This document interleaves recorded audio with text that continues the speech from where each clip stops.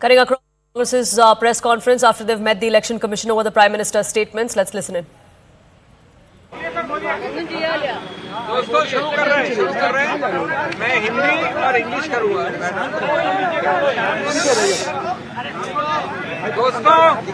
दोस्तों जैसा आप जानते हैं कांग्रेस पार्टी का ये डेलीगेशन अभी चुनाव आयोग से आया है बाहर।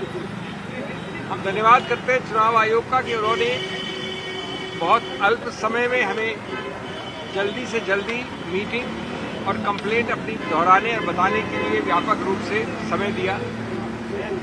हम आशा और विश्वास करते हैं कि ठोस कदम जल्द से जल्द उठाए जाएंगे।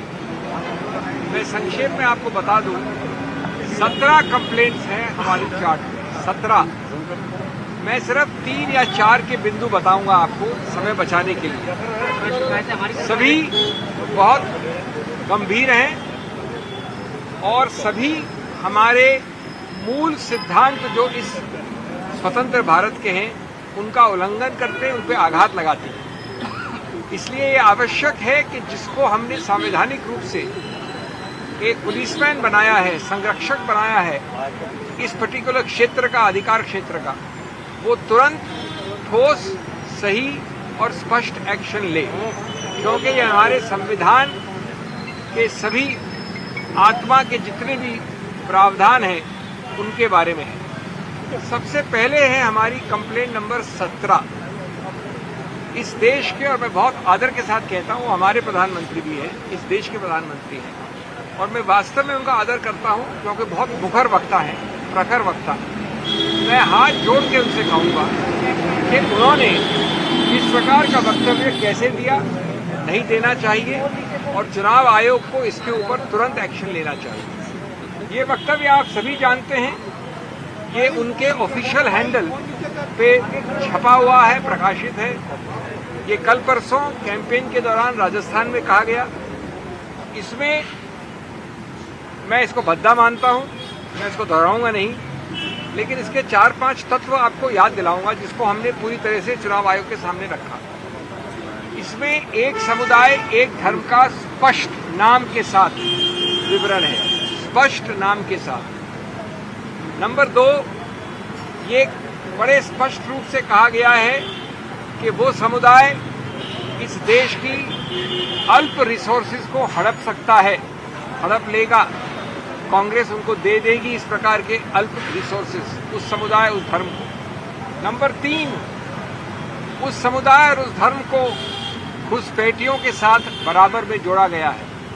ये बड़े स्पष्ट शब्द है, प्रकाशित शब्द है, आपके सब चैनल्स में हैं, आपके सब प्रकाशन में है। नंबर 4, ये कहा गया है कि इसका आघात भारत के हिंदू धर्म के कई जो बहुत स्थापित सिंबल्स हैं, मंगलसूत्र एक उदाहरण है, उस पर आघात हो सकता है। मैं वापस हाथ जोड़कर कहूंगा कि इतने बड़े ओहदे के चीफ एग्जीक्यूटिव इस देश के माननीय प्रधानमंत्री, हम सबके प्रधानमंत्री, उन्होंने सीधा उल्लंघन किया है, सीधा उल्लंघन किया है 123, जो किसी रूप से धर्म के आधार पर कोई वक्तव्य अलाउ नहीं करता है चुनाव के वक्त। नंबर 2, चुनाव आयोग के बारंबार सर्कुलर्स का उल्लंघन है। उसका आखिरी सर्कुलर 2024 का, वो भी ये कहता है कि किसी रूप से परोक्ष हो या सीधा हो, आप धर्म के आधार पर ऐसा कोई आक्षेप या एक संकेतात्मक रूप से भी, या तो सीधा है, नहीं कर सकते। नंबर 3, उन्होंने भारतीय संविधान की अस्मिता पे आघात किया। भारतीय संविधान एक गौरवशाली संविधान है जो बोम्माई केस के पहले से कहता है, पहले से, कि धर्मनिरपेक्षता, पंथ निरपेक्षता हमारे संविधान के मूल ढांचे का एक अभिन्न अंग है। मूल ढांचे का अभिन्न अंग होने का मतलब होता है कि संविधान संशोधन द्वारा भी उसको आप नहीं बदल सकते। अगर ये बात है,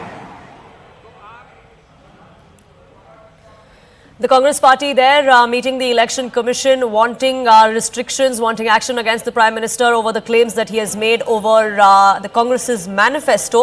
Remember the Prime Minister in his rally yesterday in Rajasthan and once again today while he was addressing a rally in Aligarh in Uttar Pradesh, lashed out at the Congress party. He said that the wealth of individuals belonging to the majority community will be taken over, will be snatched if the Congress comes to power and then redistributed to the minority community. That's something that the Congress has taken objection to because the Model Code of Conduct is in place. The Election Commission is the only body that can act, which is why they've knocked on the doors seeking some action on the Prime Minister. What happens next? We'll keep a track of that and much more here on CNN News 18. For now, it's time for a quick break.